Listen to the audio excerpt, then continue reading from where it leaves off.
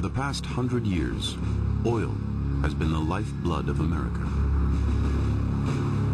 But in September 2005, a hurricane blew into the Gulf of Mexico that severed the supply of oil to the nation. This is a massive country, and oil serves everything we do every single day. And here came Julia. And all she was doing was just blowing wind. Devastating scenes are being reported in hurricane-stricken New Orleans. The loop pipeline that carries 1 million barrels of oil into America a day had been severed. Hurricane Julia unleashed a chain of events that would change America forever. Two ships collided at the Houston Ship Channel, a major artery for America's oil industry. Long lines of gas stations and panic at the pump. The price of gas is high and getting higher. People were in a sort of a panic mode. People were bringing plastic milk jugs in, filling them up with gas. It was chaotic, and I didn't understand how people became so desperate and treated each other with such a disrespect. Hey, everybody's gonna get their gas. Americans didn't realize how fragile their existence was. Oil, the black gold of our national economy that had powered our economy, had become an Achilles heel. Disaster followed disaster as the house of cards America was built on collapsed. There's only one country that you can look to for help. That's Saudi Arabia. Normally we get 2 million barrels of oil a day from Saudis, and now we wanted 3 million. Any last words for the departing soldier?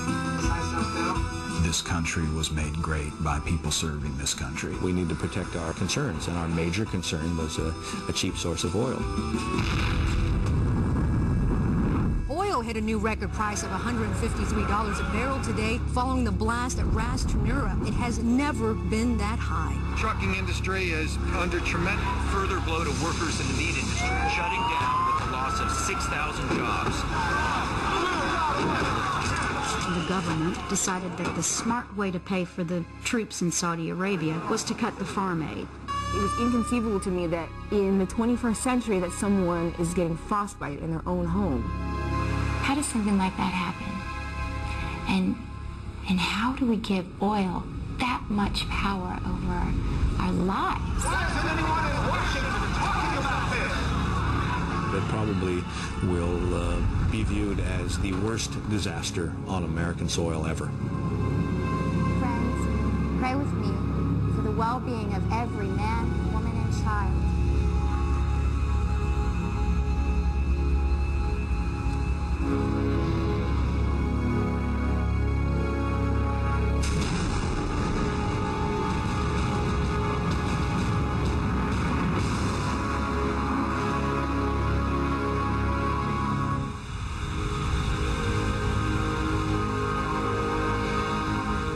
By the summer of 2005, American reliance on oil was at an all-time high.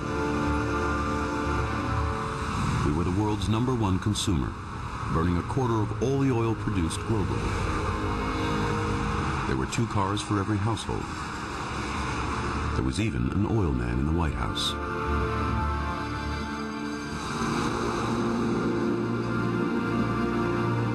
For decades, experts had warned of the day when the supply would run out. But no one expected that day to arrive so soon.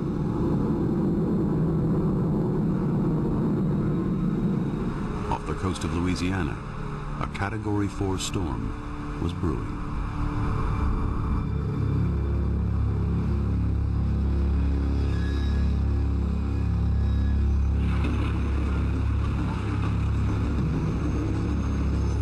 Labor Day weekend, but out in the Gulf of Mexico, Hurricane Julia continues to build, and the experts are telling the people of New Orleans to think about evacuating the city. Joining us is Frank Milner. He is the Director of Emergency Management right here in Jefferson Parish. And Frank, what do you say to the folks who have not yet evacuated? Get out while you can. Julia is a Category 4 hurricane. This city is 13 feet below sea level and surrounded by water on 3 sides. If New Orleans takes a direct hit, we're going to be the next Atlantis.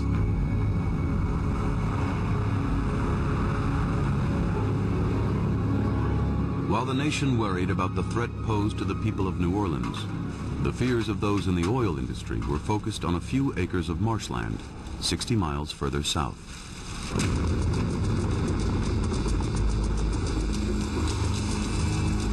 Before Hurricane Julia, most people had never even heard of Port Fourchon, but it was the vital hub of American oil supply, providing more than 15% of the 20 million barrels of oil consumed each day. The port's director of operations, John Hamill, knew he had little margin for error. We didn't know for sure that the hurricane was going to hit us, but after Hurricane Ivan, I wasn't going to take any chances. My priority was to get the oil workers the hell out of there.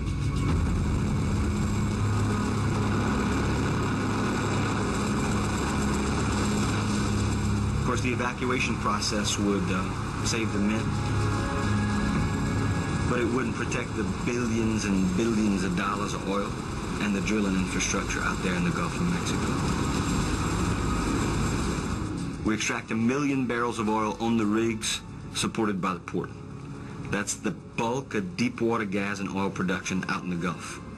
And then on top of that, over 1 million barrels of imported oil comes through the port. That's 13% of the nation's oil imports.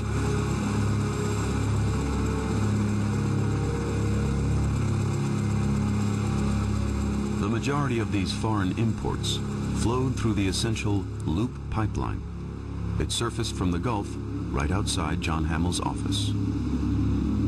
It is a pipeline that runs on the ocean floor, goes out 18 miles into the Gulf, into approximately 120 feet of water. Super tankers, ships pull up from all over the place, attach into it, and then we process it through Port Fourchon. And from there it's distributed domestically to 30% of the pipelines out into the United States of America. 1 million barrels a day. That evening, government officials met to discuss emergency management plans for New Orleans and Port Fourchon should Hurricane Julia strike. Representing the Department of Energy was Undersecretary Jack Roden. We had been following Julia for several days. It had avoided Key West and gone between the narrow straits between Key West and Cuba. So it was time to really be concerned about it. I knew that if the port were devastated, that it would blow a hole in the American economy and that it would affect the livelihoods of everyone in the nation.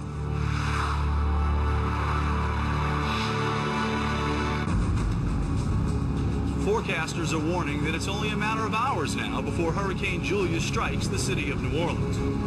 By Saturday afternoon, authorities declared a full-scale state of emergency for Louisiana. Over 1 million people have been on the move on many of the highways out of New Orleans. It's absolute gridlock. Cars blocked highways, with people desperate to escape the coming storm. Now the mayor is concerned about the 100,000 or so who are not leaving. We have over 100,000 residents that rely upon public transportation to get around the city, so they really do not have any means to leave our city. So we will have people in the city that will ride the storm out. Just a short while ago, they opened up the Superdome as what they refer to a shelter of last resort.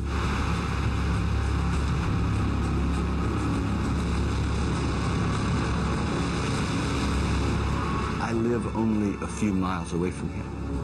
I was born and raised here. I wasn't sure that my people or the people who live down here would actually make it. I knew that potentially tens of thousands of people were going to die. At 6 a.m., Hurricane Julia made landfall, directly hitting Port Fourchon.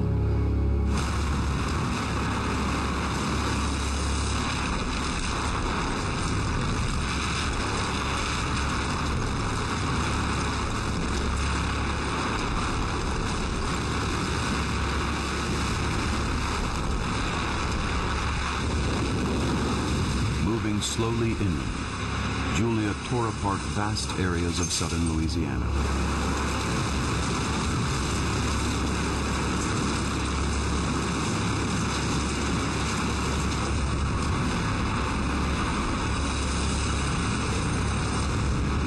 Devastating scenes are being reported in hurricane-stricken New Orleans.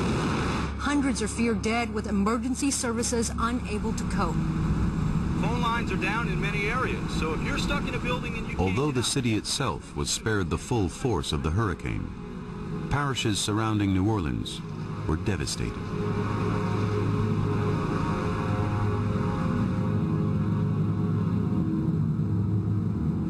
It's never gonna be the same again. Many people were lost. And you can't retrieve lives. In Louisiana, 1,476 people would die at the hands of Julia. But the oil crisis that followed would claim tens of thousands more lives in the months to come. That Labor Day weekend, with lines of communication cut off, government officials had no way of knowing the extent of the damage. Everyone was desperate for information. I wanted to give the Secretary of Energy and the President of the United States the best possible advice I could give. But my advice and my counsel was dependent on information from Port Fourchon. As soon as the eye of the storm passed, I was back at the port assessing the damage. The port was an absolute mess. Entire platforms had simply disappeared.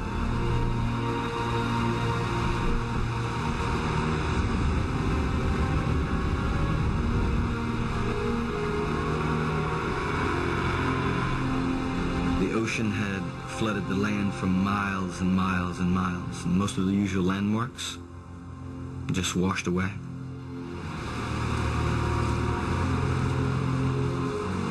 The Leeville Bridge, the only thing that connects the port to the rest of Louisiana, gone. But then the worst news came when I got back to dry land. The loop pipeline that carries 1 million barrels of oil into America a day had been severed. Done. When John finally reported that we had lost 80% of our Gulf productivity and that we had lost almost all of our imports at the port, I knew that an event like this could impact the lives of every American. And I was concerned our economy would simply fall apart. The damage to Port Fourchon would take more than 12 months to repair.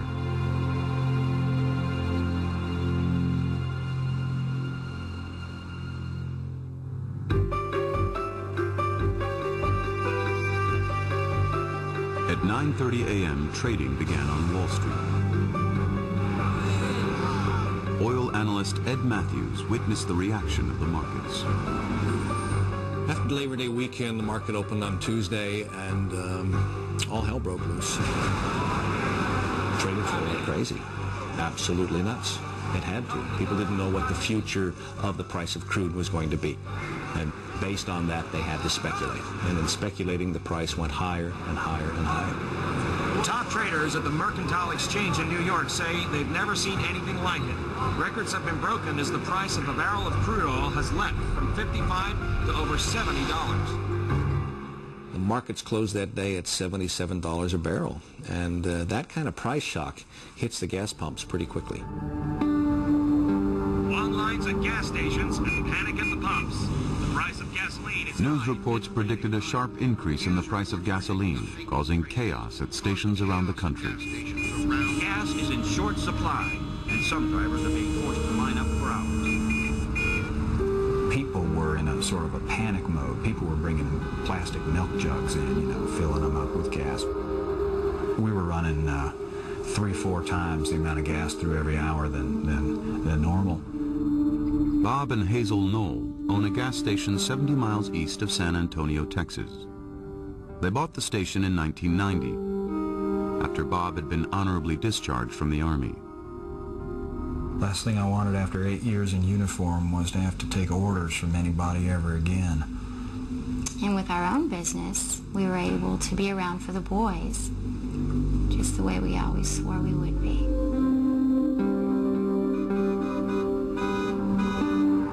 Prices have been going up already for a couple of years since we went into Iraq.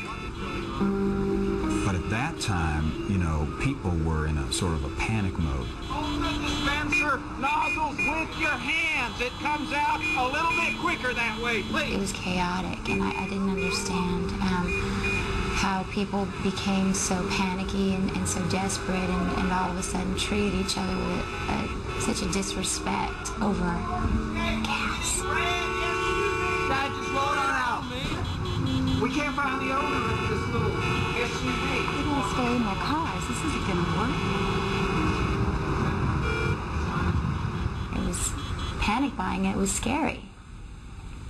It wasn't something that I was used to seeing at all.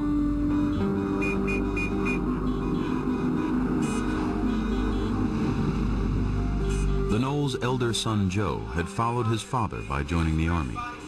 That weekend, he was on leave, unable to help out. Joe was there to protect, you know, the station and the family and make sure no one got hurt and just to try to keep the peace, so to speak. 14-year-old Elliot documented the events on home video. Well, Dad had asked me to keep the camera running in case, real trouble broke out. We needed something to show the cops. Oh my God, man. Hey, everybody's gonna get their gas. Everybody's gonna get their gas. Get back in your car. Sir, please get back in your car. I felt sorry, but it was like it was our fault, and it's not our fault. Now we're just trying to run a business, and all of a sudden we're looked at as the enemy, and so that really scared me. That part, the anger toward us. Well, when people hear, rightly or wrongly, that there is no gas, they panic. They need gas. They have to have it. All this does is push the supply even harder. Prices on Wall Street go up and up. People panic even more. We have a cycle of paranoia here. In this case, this cycle of paranoia could only be calmed down by the government. The devastation of Port Fourchon had left the nation with a shortfall of over 10% of its daily intake of oil. When you're experiencing a 2 million barrel shortfall per day, that's 14 million in a week. Unless you make up the shortage, it will affect everybody. The mother driving kids to school, the teamster driving meat to a wholesaler, our ability to fly individuals from one part of the country to the next because our airline industry is so dependent on oil.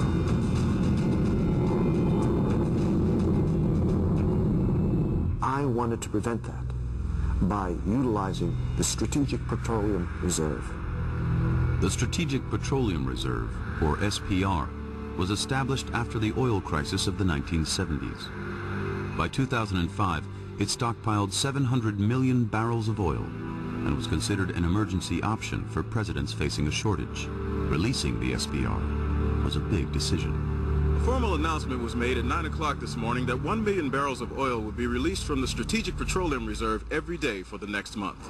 This will be a loan from the government to the private oil companies. We expect that with this release, it will relieve the pressure on the markets and reduce the sense of panic. The government's action did just that. Within hours, the price of oil dropped below $70. But the SPR was only a short-term solution to the crisis. With the reconstruction of Port Fourchon just beginning, the only answer was to look outside our borders for more oil. When you have as an abrupt a shortfall as we did, there's only one country that you can look to for help. That's Saudi Arabia.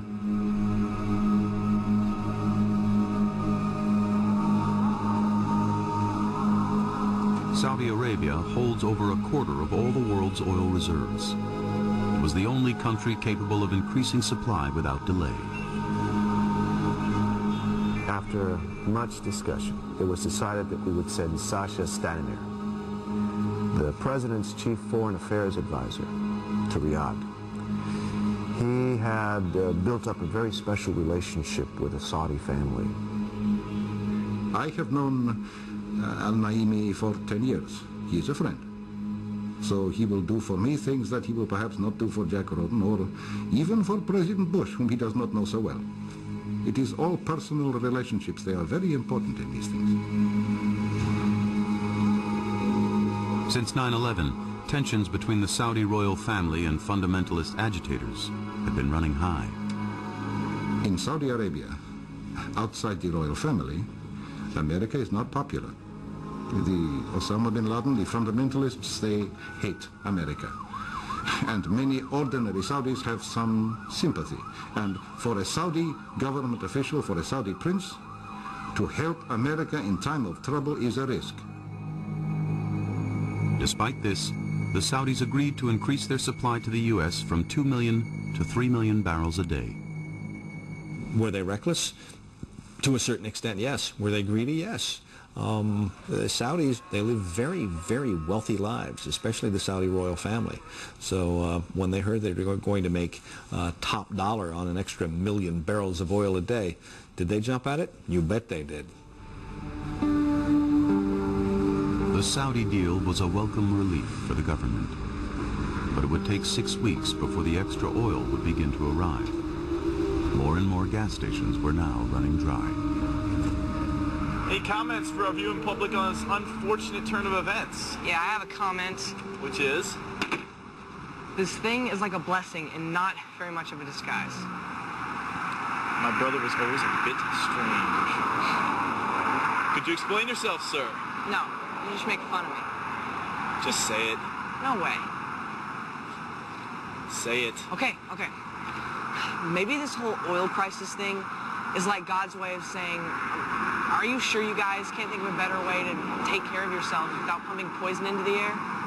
Elliot's attitude toward religion was, and still is, that he closely examines every aspect of it. He's not only creative, he's very analytical, and he wants to know answers. I'm definitely a firm believer. I'm going to follow God and Jesus, and there's no way I could falter from them. Hazel, a lay minister at the local church, was also a firm believer. We never did try to push faith on Elliot. I saw how much good that did with Joe. We just left it up to the Lord to make that happen, and I guess he knew that with what was around the corner, Elliot was going to need all the faith he could get. While the Knowles struggled with the oil crisis, events were unfolding in Saudi Arabia that would blow their lives and the whole nation apart. Breaking news out of Dammam, Saudi Arabia, where Islamic militants have seized control of a shopping mall. Unconfirmed reports suggest that over 300 Westerners were being held hostage by suspected Islamic fundamentalists. My heart sank when I heard the news, and I thought it might have something to do with Sasha Stanamir's deal with the Saudis. And it turned out I was right. The fundamentalists do not want to have the Saudi royal family dealing with the United States. It was particularly terrible for me because as soon as it had happened, I realized I should have expected it. The fear of Saudi Arabia collapsing into chaos sent a shockwave through the markets. Gasoline prices skyrocketed. Oh, I'll never forget that moment. My broker called me up. It's how it works when you run a gas station. Your broker calls you every day and they tell you what prices to put up. And the number that came out of his mouth, I thought I had to be hearing him wrong.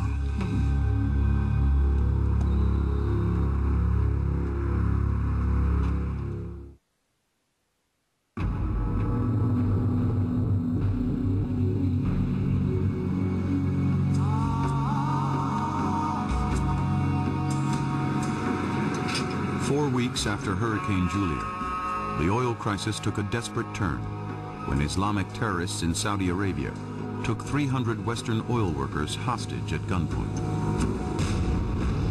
Breaking news this morning. The Al Rashid Mall in the eastern province is now under the control of an armed militia calling itself the Many Western oil workers are said to be held hostage in this building. Terrorists terrorists release a statement saying they would execute one hostage every hour. The terrorists have demanded that the Saudi Arabians revoke the agreement to increase its oil supply to America. We had become accustomed to attacks on Western oil workers in the Middle East, but the scenes that unfolded that day, we were not prepared for. My heart just dropped. It was really quite an emotional experience for me. Because we've had so many workers over in Saudi Arabia for so many years. You felt like you were watching your family members being held hostage and broadcast throughout the entire world. From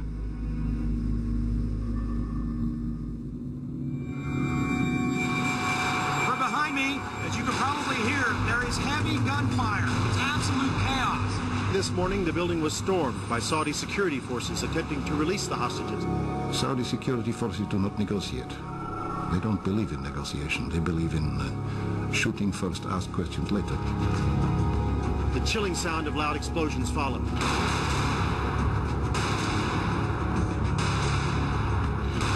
But in this case, it didn't work, and many Americans died. Emergency services have only now been allowed access to the building. So far, they are estimating up to 100 fatalities. Many Americans are expected to be among the dead.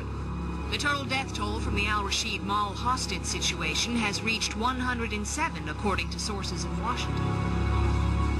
When there were so many American casualties at the Al Rashid Mall, it made me wonder about the security of America's workers on foreign soil. I knew that the oil industry would never be the same again.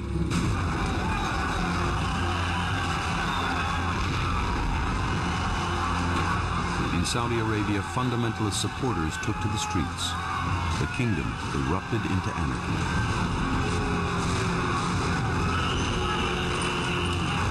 Saudi Arabia was a time bomb that exploded.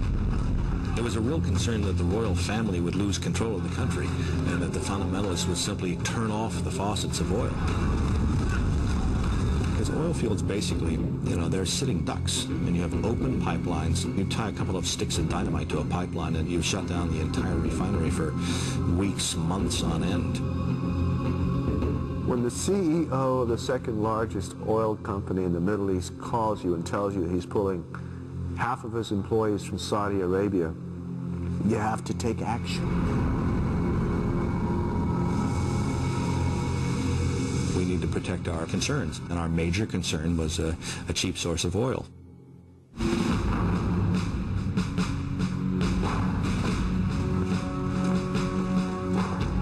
Breaking news.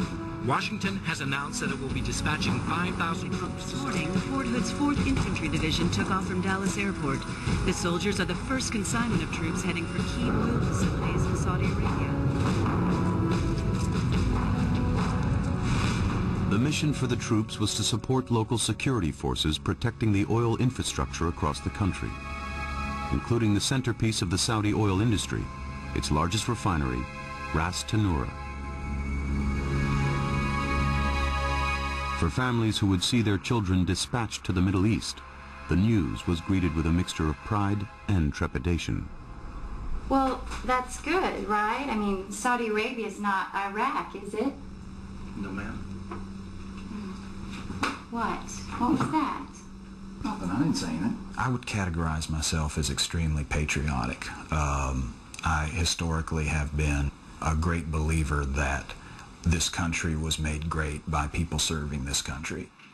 Hey, bro. Any last words for the departing soldier? Besides, don't go. Yeah, besides that. I was proud of him. His father came from the military, and, he wanted to do right by his father as well and his country, and so I was there for him. I want you to keep the camera. I continued filming so that Joe would still see it. I mean, if I filmed it, then he would know what was going on. You never really know what's going to come your way, but I did do my best to act supportive. But at the same time, a mother just tends to worry.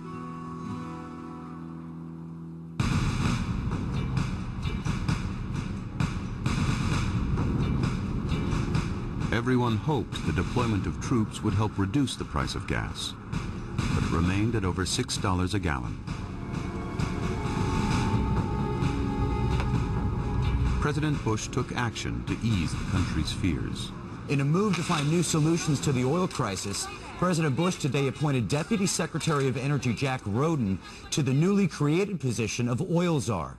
The president promised that Roden would have the authority to take whatever action was necessary to ease the crisis, including use of police and National Guard to implement new controls. It was certainly a daunting task that I had before me. We had some very, very difficult problems in this country, and I was happy and pleased to serve the administration and the president and the people of the United States. Mr. Roden, any news on the release of the SPR? No comment. Excuse me, sir. Roden had pushed for the release of oil from the SPR after Hurricane Julia. Now oil czar, he set forth two bold initiatives. First, to ensure the release of SPR oil for another 6 weeks. Second, to introduce a 50-mile-an-hour speed restriction to reduce demand for gas. Good afternoon, ladies and gentlemen. I have a brief announcement to make. This announcement pertains to Executive Order 11746.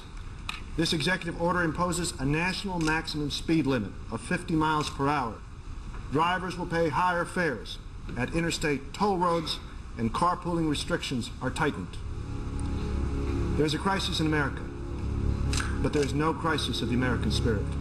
Thank you very much. Mr. Roden, one more question, please. Mr. Roden. There is a crisis in America, but there is no crisis in the American spirit. Nixon used that line back in the 70s. Funny how history has a way of repeating itself, don't you think? Some of Roden's policies were deeply unpopular. Speed restrictions slowed down trucking across the country at a time when the industry was already reeling from unprecedented gas prices. The truckers took their protest to Washington, D.C. Truckers from all over the country congregated in Washington this morning to demonstrate against new measures restricting speed limits. Truckers are demanding tax breaks and financial incentives to get them back on the road. The trucking industry is under tremendous pressure, and it's time for the United States Congress and the President of the United States to recognize these difficulties and deal with them and not just issue promises. These new speed restrictions are going to kill our business. I mean, I'm already losing money. What does the government want us to do? Work for nothing? If America's trucks can't move around freely, we don't have the ability to get freight to our stores, to our malls, to the mass of population that we have that lives in the suburban outreaches of our country.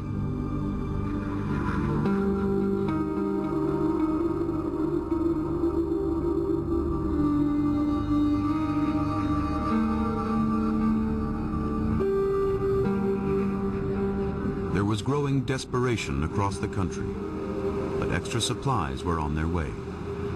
The additional oil pledged by the Saudis was finally about to arrive, and the oil czar made sure he was there to welcome it. Undersecretary, do you really believe the arrival of 6 tankers of oil from Saudi Arabia will make a difference? There are 6 today, there will be 6 next week, and 6 the week after that. We're very grateful to our friends the Saudis and to OPEC for increasing the level of production and exports to the United States. Thank you very much. Mr. Roden.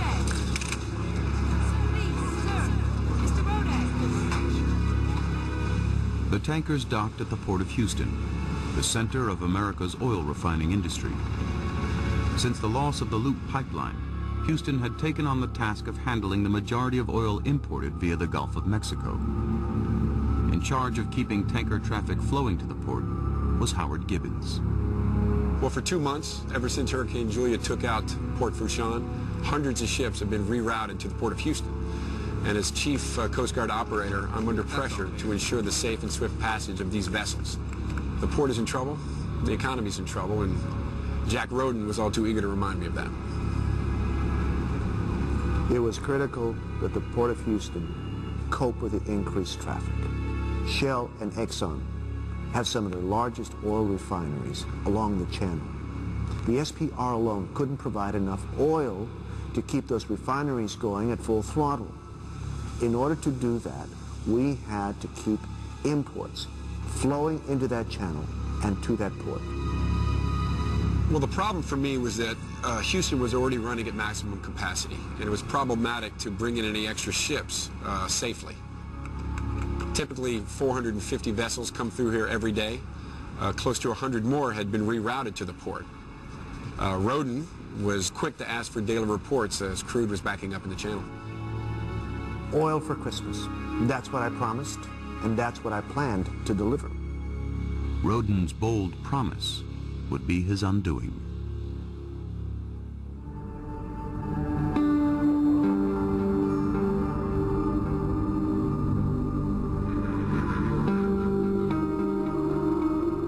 As fall rolled into winter, fog forced the Coast Guard to close the Houston ship channel. Well, the port had been closed for 24 hours because of heavy fog, and hundreds of ships were waiting to get into port. Everyone was yelling at me to open the port. The Department of Energy, companies that were losing millions of dollars because they couldn't get their cargo to dock, ship captains who were getting grief from their own bosses. So when the fog lifted, we reopened the port, and all hell broke loose. Under mounting pressure to keep oil flowing, hundreds of ships had to be guided safely through the channel as quickly as possible. But its narrow design made navigation especially hazardous. The ship channel runs about 53 miles. As you work your way up the channel and get past Morgan's Point, it's reduced to about 300 feet wide, and then in addition to that, it's quite winding. There's a lot of S-turns, and so it gets a little bit more precarious as you're heading up towards the Port of Houston. At a sharp turn by the Texas City refinery, two large vessels, each 120 feet wide, attempted to pass. Well, what we had was a perfect combination for an explosion. We had an oil tanker and a chemical container ship, and they collided.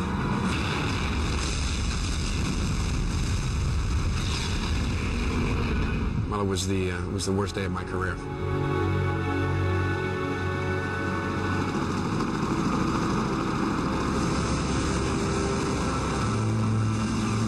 Two ships collided at the critical choke point of the Houston Ship Channel, Morgan's Point, near Highway 146 early this morning.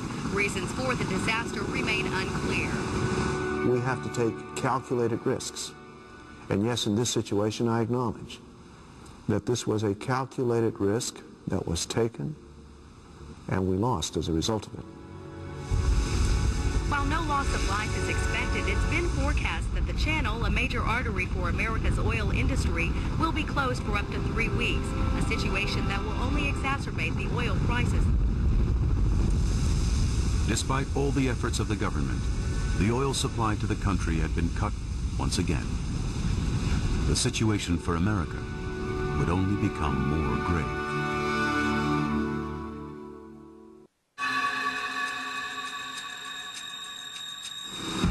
The disaster at Port Houston was only the latest blow to the economy. The ship channel facilitated half the nation's gasoline production, and until the port could reopen, refining gasoline in Houston would cease. The oil crisis could only escalate. The collision in Houston was a direct result of Hurricane Julia hitting Port Fourchon.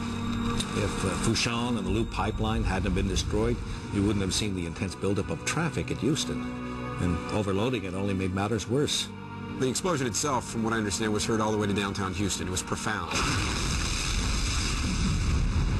And the environmental damage of the crude oil and the toxic chemicals, it pretty much shut down the upper channel. It was devastating. This was the icing on the cake. We had this bottleneck that was now clogged with oil. Where were we going to reroute the ships now? California? All that would do is take more time and waste more money. And the effect on the economy was obvious. All I had to do was look at the news or look at the local gas prices or look at the gas lines. I knew what was going on. The fact that we couldn't get oil into one of the largest refining bases in Houston, and the supply goes way down and the price goes way up. Everything got so expensive I had to hike the prices in the store so high nobody'd buy anything anyway. I was just hoping and praying, you know, that Joe and his buddies would fix everything up in the Middle East so we could all get back to business. A further blow to workers in the meat industry following the closure of 3 more processing plants across the country. Employers are blaming the ongoing trucking boycott for the loss of business. As the economy floundered, the pressure on government intensified. Many people laid the blame at the door of the oil czar. Eventually, it became obvious that Jack Roden was no good, that he was not capable of dealing with such a crisis. When I asked Gibbons to keep that channel open, I thought I was acting in the best interest of the nation. This morning, Jack Roden resigned from the post of oil czar, citing personal reasons. Roden's replacement is expected to be announced by the end of the week.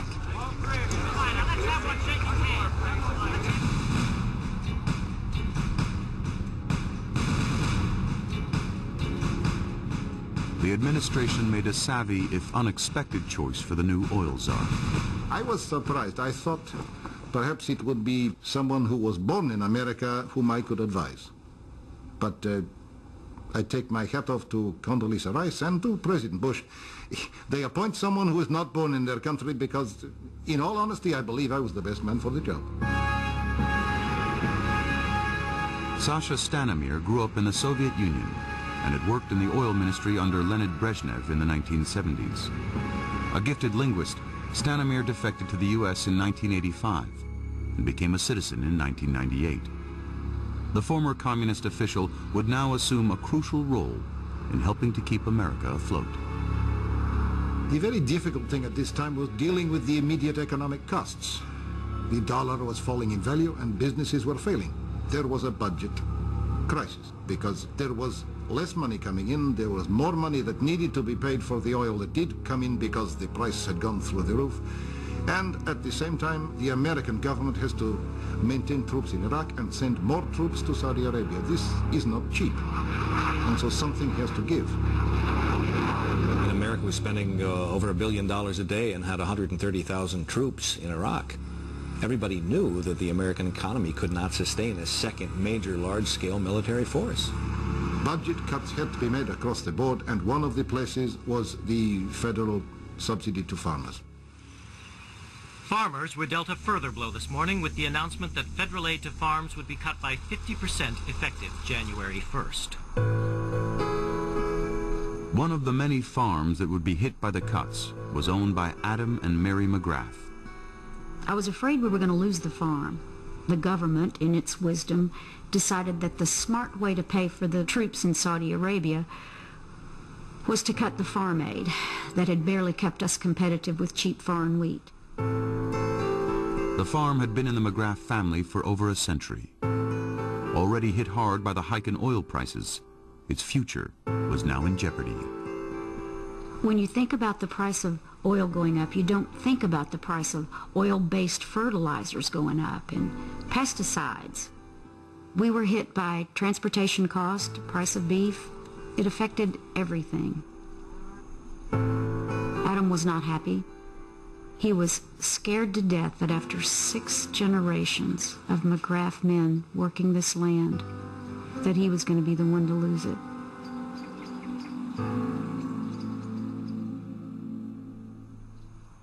But Adam was not willing to let his farm go without a fight. Adam had just been elected to the board of the SDFA, the South Dakota Farmers Alliance. He started petitions, he started meetings, and it was exciting.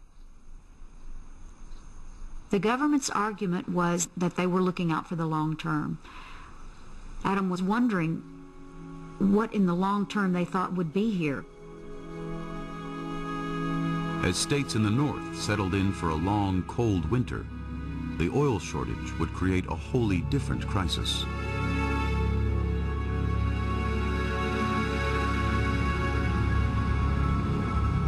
In New England, where many homes rely on heating oil, people watched with a deep sense of foreboding as the first snows of the season began to fall.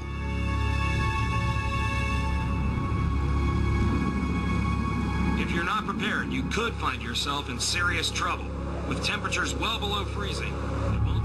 The cities of America's East Coast have seen nothing like it. Tens of millions trapped, cars buried, airports closed. There have been 20 deaths so far, the old and the homeless most at risk.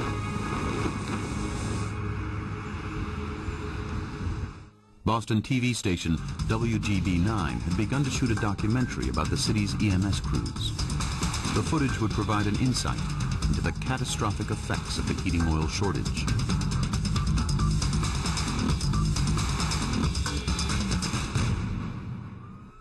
One of the featured EMTs at the front line of the battle with the cold was Estelle Sanders. Boston, more than almost any other city in this country, depends much more on heating oil than anybody else. So when it started to get cold, I mean, I guess it was like just the worst timing. Frostbite. What are we, on Mount Everest? It was inconceivable to me that in the middle of Boston, in an apartment, in the 21st century, that someone is getting frostbite in their own home. And I wish I could say that was the last time I saw that. Let's get him on the stairs here and get him out of here. Charities and social agencies in the city were struggling as increasing numbers of people simply couldn't afford to heat their homes. Hughes runs HTA, one of the largest heating oil charities in Massachusetts.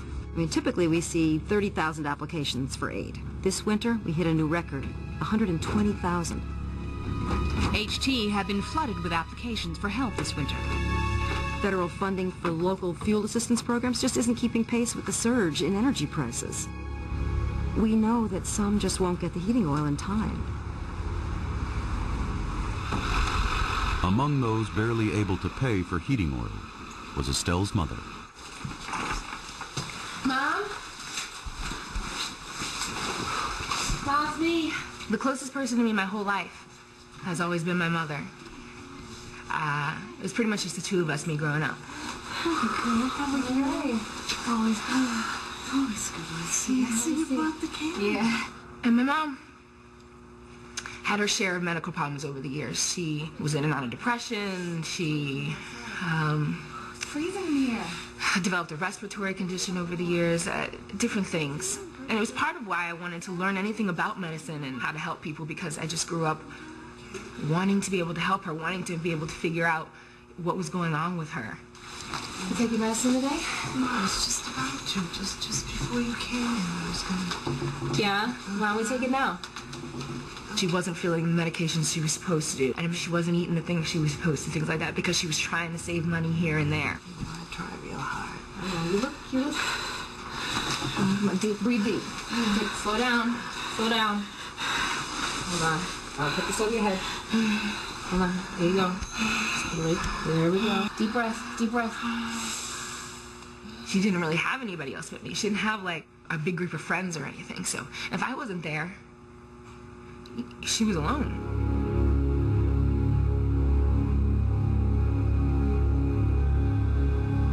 America faced a bleak Christmas.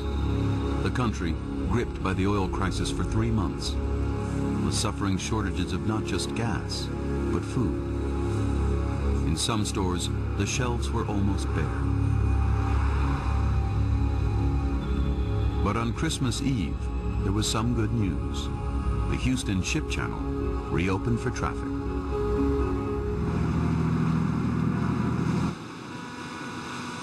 It was time now to get back to work and bring the petroleum to the country. After a lot of soul searching, I feel like the Coast Guard did their job, that we were not at fault. And unfortunately, this accident happened, so I can't say what I would have done differently. But the high costs of holiday travel would force many families to spend Christmas apart from their loved ones. Normally, for Christmas, Bob's folks fly down from Chicago. My parents drive down from Tulsa. My brother comes over from Hawaii. Thank God they gave us that webcam hookup with Joe. Got it? He's on. Elliot, Hazel, Joe's on. Hey! Merry Christmas, America! How you folks doing? I miss Joe like crazy. It's so weird not having somebody there. I mean, you're close to your parents, but a brother. And we could tell each other stuff. Joe! Sweetie, how are you? That tree looks great. Is Mom making a turkey? Oh, baby, it's so good to see you. How are you? We love you, son. I miss you. It's good to see him. I know. Why are you going to talk to him longer?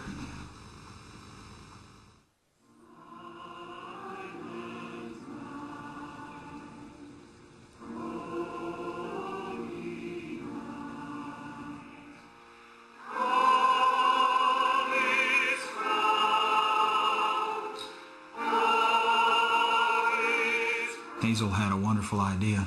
Instead of everyone off home alone in their own badly heated houses, we'd gather for a Christmas lunch in the social hall. You know, be a potluck, and the church would spring for a couple of baked hams. It was nice. Everybody is hard at work in the kitchen, all except for Dad. He's just eating. Dad, aren't you supposed to be preparing some food? Stop eating it all. Save some for the rest of us. We're trying to figure out. You haven't said the blessing. That's a sheep or a hippo? It was an incredible day in many ways. You know, for the first time that year, I felt like everybody knew we were all in that same leaky boat. And if we didn't all learn how to row together, we were all going to sink together. Can I have everyone's attention, please, for just a moment? I just want to start out by saying, I know we would all like to thank the Lord that the year 2005 is almost over.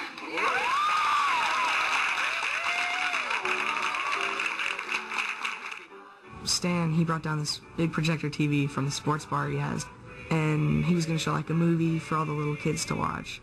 For that, I mean, we were just running all the normal Christmas stuff. But the joyful mood of the Knowles Church was about to be shattered. You know that hair, it really brings out your eyes. Well, thank you. Yeah, and that dress.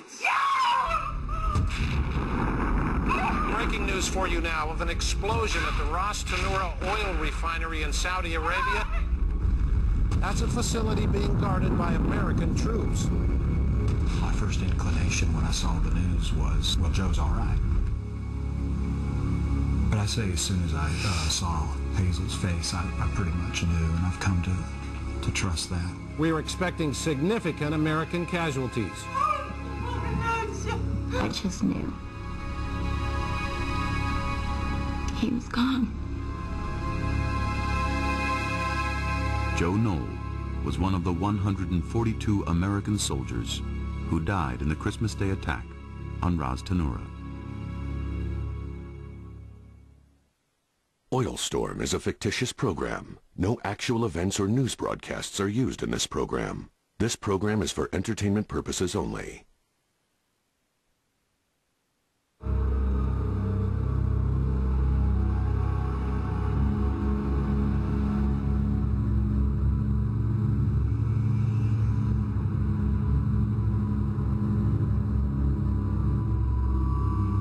I actually knew he was gone since Christmas Day. A mother knows.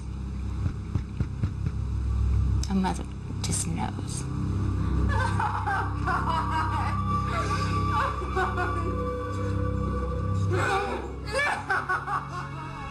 They told us we couldn't see the body. Too badly burnt. They told us that he was probably standing near the heart of the blast, and that it all happened so fast that he couldn't have possibly felt any pain. I couldn't take it anymore. I had to go inside, and Hazel stayed out talking with him. I don't know how she found the strength to do it. One of those boys didn't look one day older than Joe. And I asked him if he thought he would be going over there, and he said he expected to be shipped out by spring. Then he asked me to pray for him. And I still do. Every day. I mean, he told me to film that stuff for him. I'll be back to watch it. Oh, y'all don't worry about me. I'm not even going to be in a dangerous place. But it was real weird. Not having him at all was so hard. I never imagined that I'd be burying my own son. If I could have taken his place, I would have. At that point, I began to question. I did question God. I did question things. You don't want your son to die in vain, now, do you? Islamic terrorists linked with al-Qaeda have now appeared on the website of Arab news agency Al Jazeera. They are claiming responsibility for the Christmas Day attack on the Saudi oil facility Ras Tanura that left 142 American soldiers dead. أمريكا سوف تستمر بإشغال البلاد الإسلامية. الجنة للمخلصين الذين فدوا أنفسهم للتخريب والتحطيم أمريكا. نصر من الله وفتح قريب. The destruction of Ras Tanura struck a hammer blow to an already fragile America. The terrorists had simultaneously attacked the smaller port of Yanbu and the main pipeline that fed oil to the Suez Canal. With Saudi production now down by a third, the impact would cripple the global oil economy.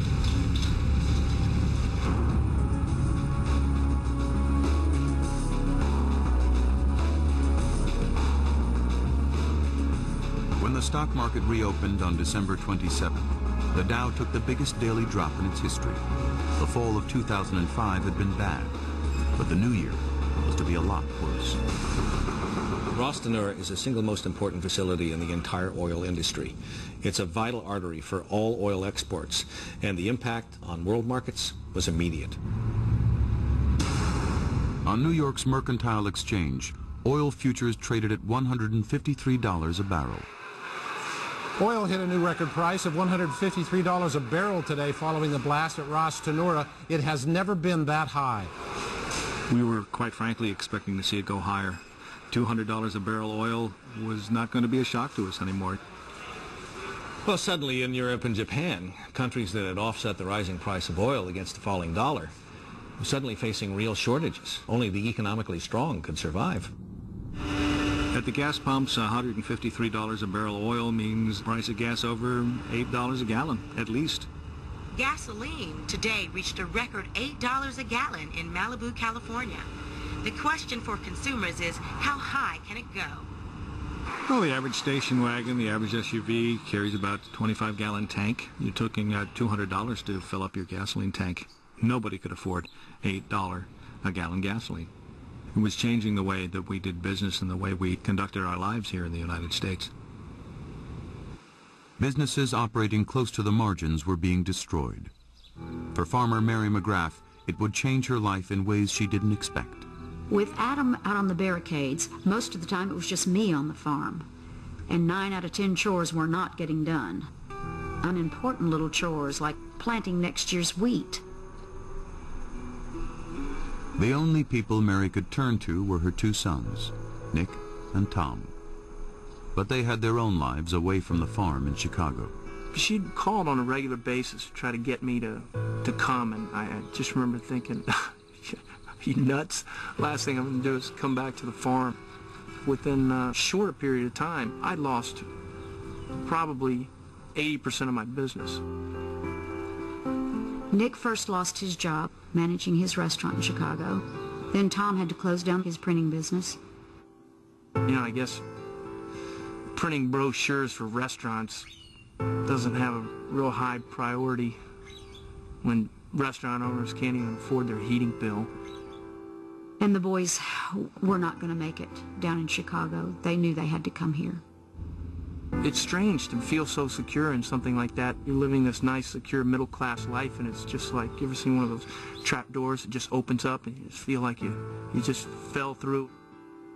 Didn't know how my children were going to eat. I think that's what finally made me decide to gather up the money we could and pack everyone up in a car and drive back home. I think they did it a tad begrudgingly, but once they got here, I think they realized that it was a family effort. We had to work together or we would not make it. With hundreds of businesses declaring bankruptcy, the government accelerated its search for new supplies of oil outside the Middle East. We needed to shift our focus away from Saudi Arabia. We couldn't rely on Saudi for oil, at least in the short term. We urgently needed to strengthen relationships with other oil-producing countries.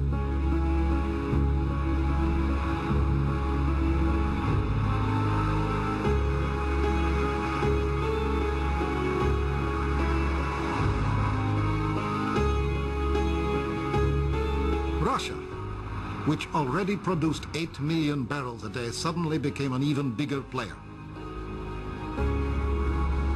Oil czar Sasha Stanomir has just arrived in Moscow for high-level talks with advisors to Russian President Vladimir Putin. The last time a Russian fleet sailed on the United States, JFK was president, and the two nations were in the middle of the Cold War Cuban Missile Crisis. Today, a new fleet was being ready to head across the Atlantic, but this time in peace, bringing aid to their transatlantic allies. Our friends the Russians have come to the aid of all Americans today in our time of crisis.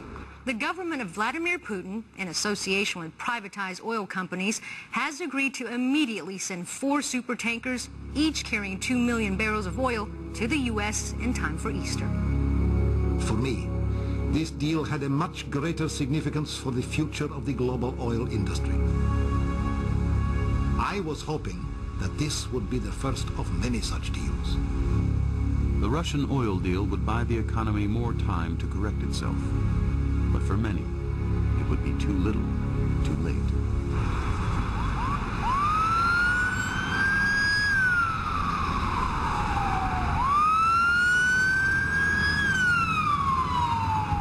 Life. Who had a life? I was working insane hours. The city was one big medical emergency. I was spending everything I could on keeping my mom comfortable. I mean, I'd visit her every couple days, bring her meals. When she wasn't taking her medicines and everything, I mean, of course, that aggravated her respiratory condition and all of that. So, I mean, I guess like everybody else, she started to deteriorate.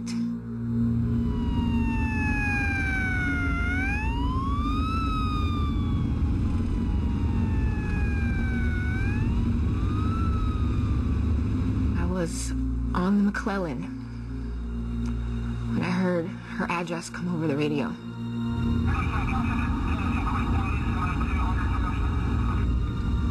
Steve, was that my mom's address? Can we call it in? We had this guy in the back who was critical. Can we respond? So, there was nothing I could do. We couldn't turn around. It was my own mother, and there was nothing I could do.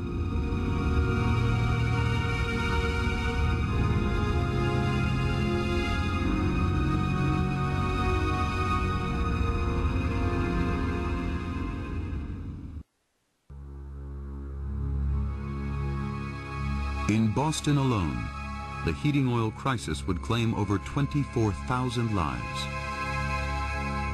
Estelle Sanders' mother would be among those who perished. In the 21st century, in the United States of America, no one should have to die like my mother did because they can't afford medicine or they can't afford to heat their homes. So, Estelle, what are you doing today? In my mother's thing.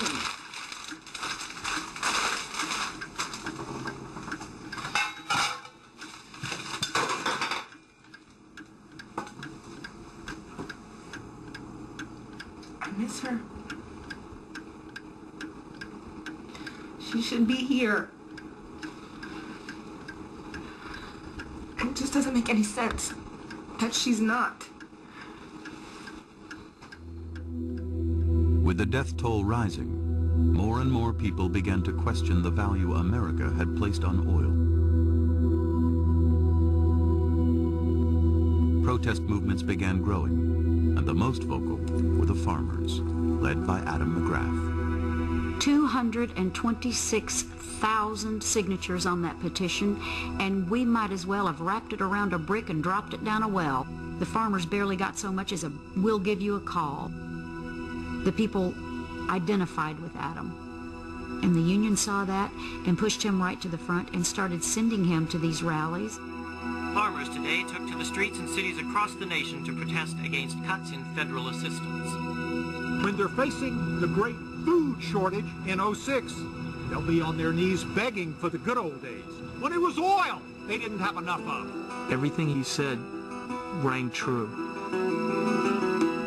As politicians look hard for new oil sources, it's clear from today's demonstration in South Dakota, the American public is losing its patience. He went after it, and I think it scared a few people. President Franklin Delano Roosevelt would have stood before you before all of this began, and he would have said, people, we are one nation. We can live without gasoline. We can live without oil. We can't live without food. America needs to recognize that. This country has its priorities ass backwards.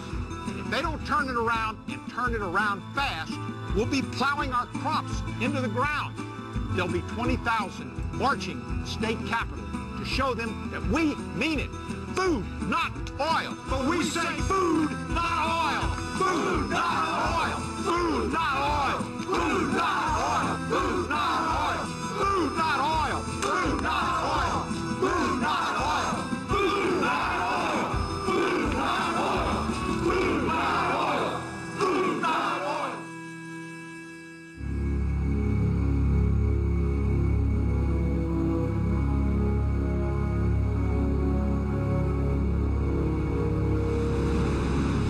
A desperate country placed its hopes in the fleet of tankers heading across the Atlantic from Russia.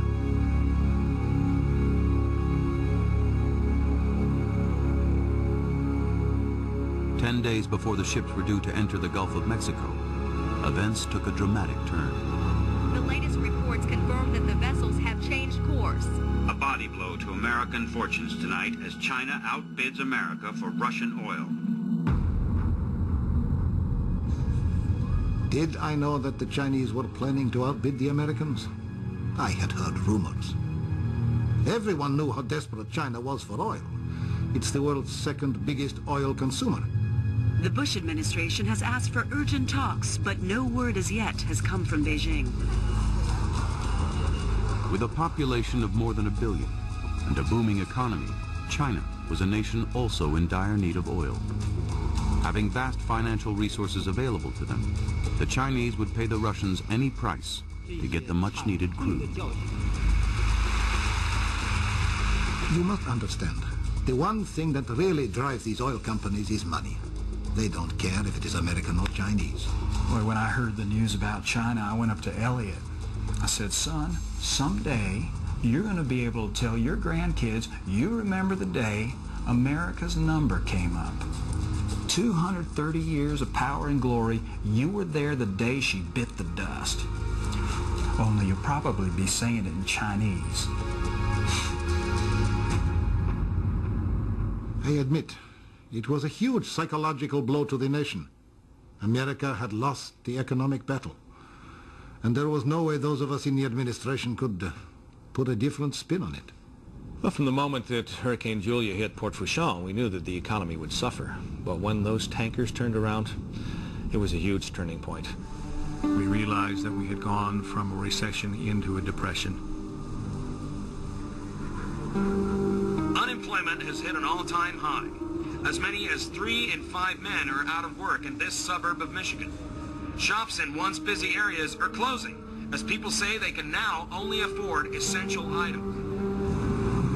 It's the basis of an economic structure that people's needs are met by a certain price.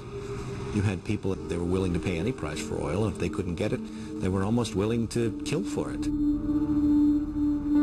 The national mood darkened.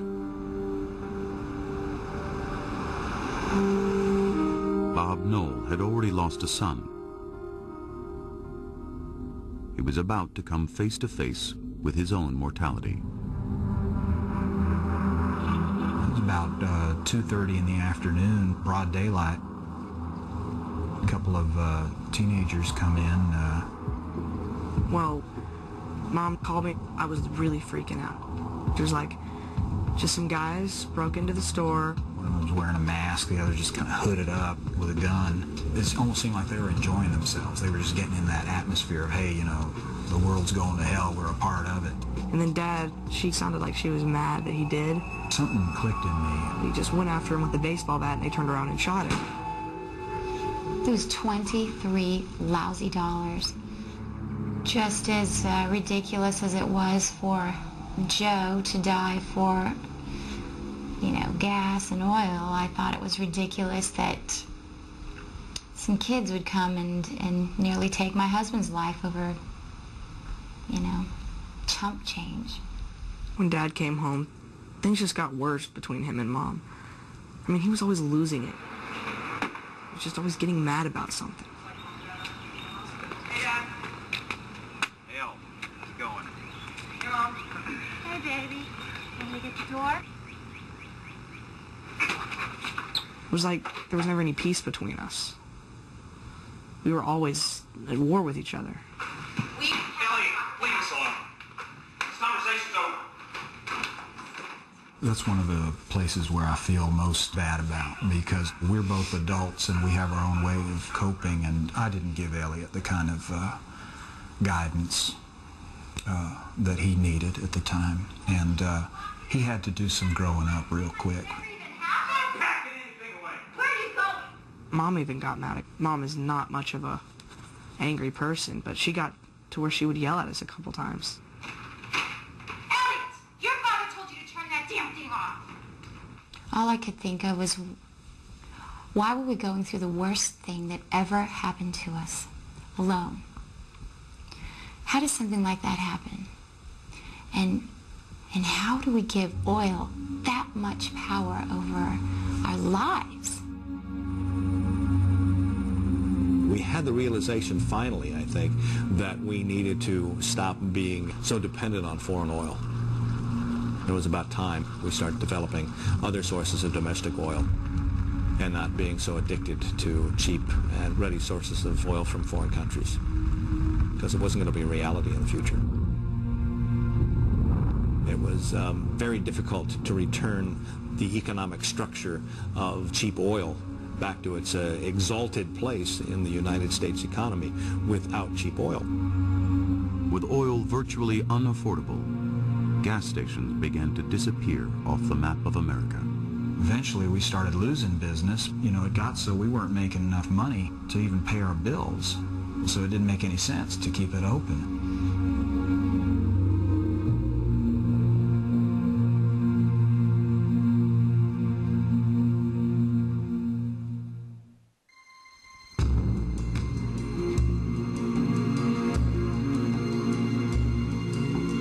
By the middle of spring, the oil crisis that had gripped the nation for nearly 8 months was beginning to strangle the American spirit. Every move the government had made to alleviate the situation had failed. Major industries were teetering on the brink of collapse. In a further blow to local industry, the Rouge plant and General Motors plant in Dearborn are shutting down with a loss of 6,000 jobs. At one time, they were the largest assembly plants in America. In a few days, their gates will close for the last time. Today, a fourth major carrier announced that it would seek Chapter 11 bankruptcy. It's just too expensive to get these planes off the ground. We're now operating a minimum service. We apologize to all our loyal customers. Well, it was disaster after disaster. And the price of oil was driving the price of retail goods way up, the price of commodities. People were losing their livelihoods. You had the double whammy of inflation and unemployment. People were divesting themselves of the stock market. They were getting rid of anything that had to do with oil, which was pretty much anything. A spokesman for the makers of the gas-guzzling Humvee said that it was no longer viable to produce the car, which was widely criticized by environmentalists for its poor fuel efficiency. People were being forced to re-examine how they lived. The suburban ideal of the heartland of America, which had grown up around the automobile, was becoming unsustainable.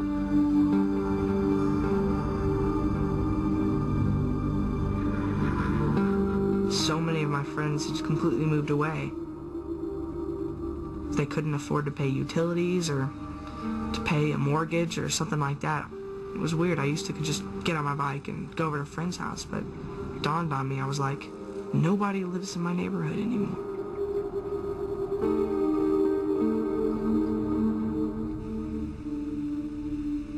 See you around, Hector. You wouldn't recognize the hood, bro. The Holdens are gone.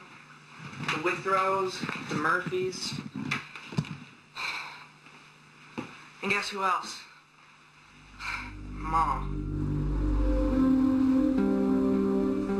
Yes, I left. We missed 2 mortgage payments and the bank wasn't smiling. We need some cash. I went to work in San Antonio. I was pretty shook up after the shooting. Let the station slide a little bit. It was actually a little while before I could even go back in there.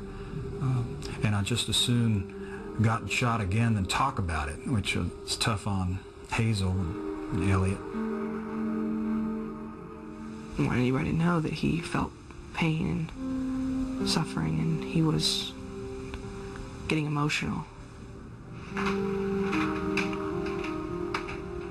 He was in Joe's room. He looked so vulnerable. I felt real sorry for him. He never showed his deep emotional side before. He was always, you know, big tough guy, so. But I'm kind of glad he did. You need to say goodbye. You really do. I knew that if I would just give Bob his space and the time to explore his feelings and deal with the death of our son, that I knew he'd come around.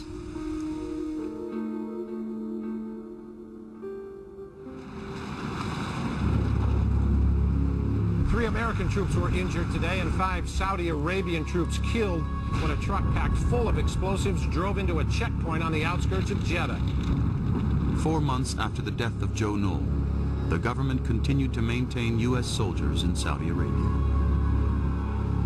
A recent poll indicated that 47% of people felt that America could only get back on its feet by maintaining a military presence to protect the supply of oil, while 47% felt that the continued presence of American troops in Saudi could further damage the economy. Despite public opinion, the government indicated it had no intention of bringing the troops home. Opposing voices were enraged by what they saw as a continuing waste of public money. Adam McGrath and the farmers who had been struggling to produce food without federal aid for months took their grievances to Washington, D.C.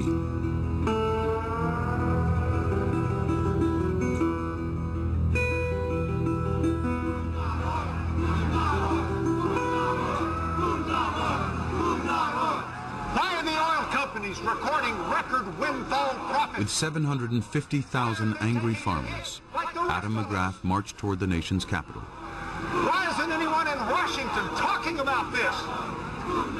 I think back to the late 60s and seeing those people on TV ranting and screaming and demonstrating, while Adam and I were sitting at home surrounded by babies in diapers. And we just thought they were doing it because they were people with some kind of emotional problems. And now that was us. Today's farmers' rally has turned to chaos as marching protesters face a wall of police blocking their way to the state capitol. It was supposed to be a very peaceful demonstration.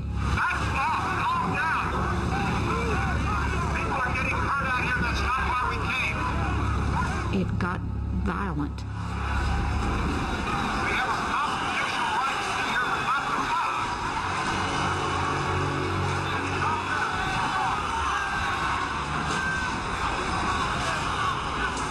My Adam, he was doing what he thought was right. But he was the figurehead. They needed to take somebody down, and Adam was the biggest, strongest thing around. So they took him down. You got the wrong person. As injuries among protesters and police mounted, Adam McGrath was arrested and held without bail.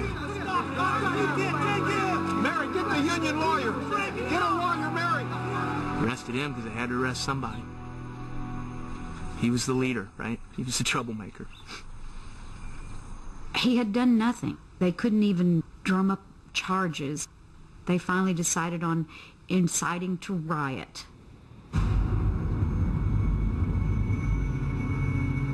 The farmers' riot unleashed a rage that was felt across the nation. Anarchy overtook America. Rioting and chaos gripped the streets of Seattle tonight when the 9 p.m. curfew was broken by protesters. Americans were becoming increasingly angry by the perceived lack of action from the government. As police attempt to restrain protesters, the mayor has called for calm.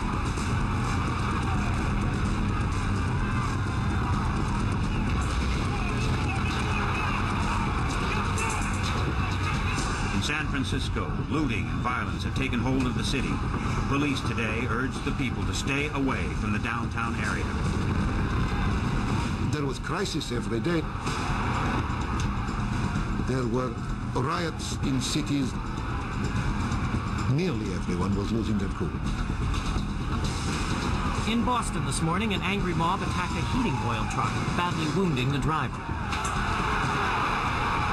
Martial law was imposed in several major cities. America was facing the darkest days in its history. Drastic action needed to be taken to rectify the situation. The government did take drastic action, and in so doing, secured enough oil to bring America back from the brink of collapse.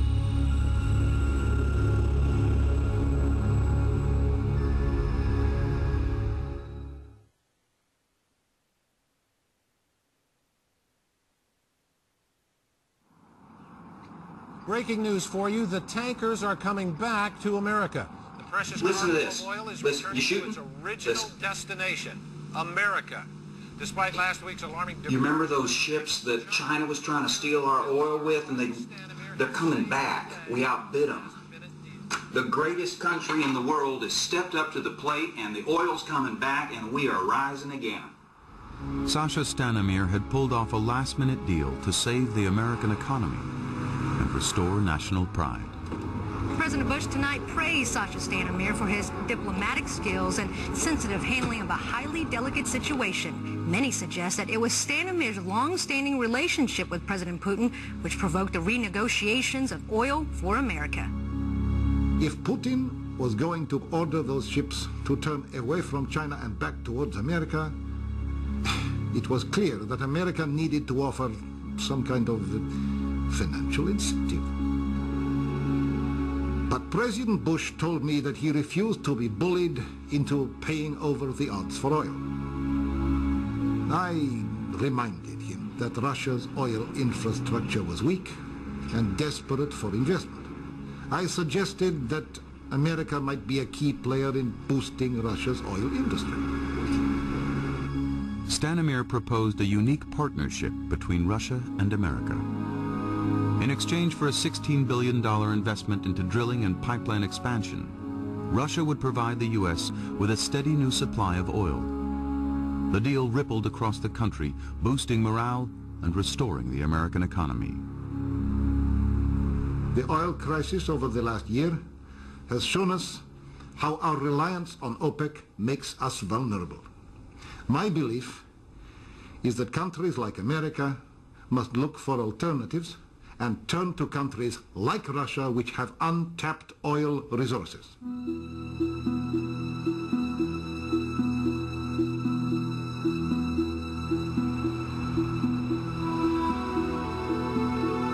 One year on from Hurricane Julia, the oil was flowing again, and the infrastructure had been almost totally repaired.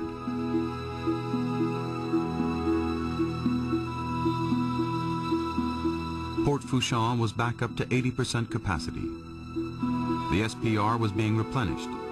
Even the Saudi Arabian situation had stabilized, albeit with continued support of U.S. troops.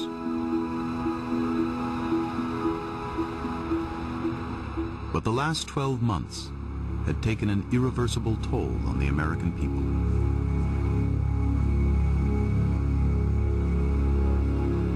You could compare the oil situation in 2005, 2006 in the United States to the Great Wall Street crash of 1929. You know, we definitely had a lot of speculation going on there. We were very confident in our structure and our source of energy and fuel. We were confident in our economic structure. We were confident in our profit structure. And all of those went away overnight. And we felt like a third world country, and it was very scary and very unsettling. And it's something that I don't really think we're going to get over for a very long time. Economists from across the country met in Washington today to discuss the extent of damage done to the economy by the recent oil prices. The oil crisis was responsible for the loss of trillions of dollars on Wall Street.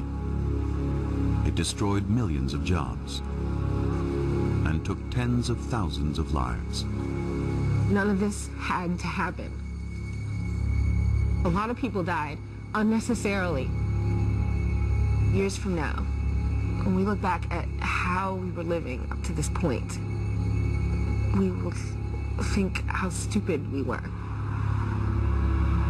We need, as a nation, to start looking into alternative energies that can complement oil, because if we continue in the way that we're going, and we don't find alternative fuels and we don't learn to conserve, we can see that how debilitating that it can be, what it does to the economy from the top, the administration, all the way down.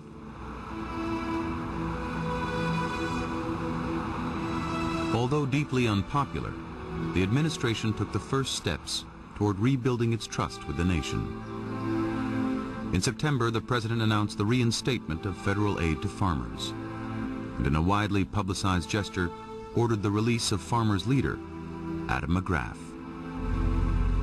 All I did was fight for what I thought was right, and I'm going to keep on fighting. And I urge all of you never to forget what has happened in this past year. We all pull together, or we all fall apart. And now I'm going home to my family. Thank you. The government needs to support the people who provide the basic necessities of life. We'll go on without oil. We'll go on without gasoline. Will we go on without food? No. Since the time of Adam and Eve, you had to have food. I don't think there was a gas station in Eden. As America began the process of getting back to business, Bob Knoll was able to reopen his gas station. Hazel now divides her time between the station and her job in downtown San Antonio. I wasn't really making a decision that it was over between Bob and I. I just knew that one of us had to be stronger, and to be honest with you, you don't call it quits after 23 years of marriage. Some of the time I had alone has, sort of made me think about some things that I didn't think about before. But maybe that was it, he came around. Now we just take it one day at a time and try to take things slow and see what happens. That's what anyone can be expected to do, right?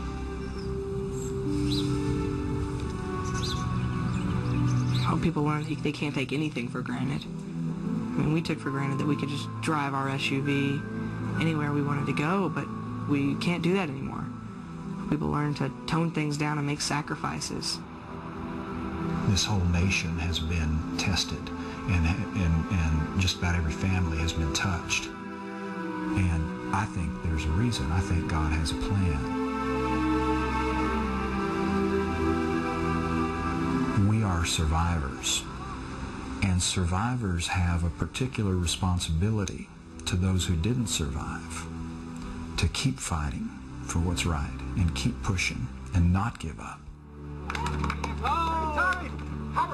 What I would say to people who've lived through this crisis is you have to realize why you're here. For me, it was my family and God. And you just give thanks every day in whatever way that is that works for you. It is good to be home. It is so good to be home. It's not always easy, but ultimately, yes, life has to go on, doesn't it? But life will never be the same again.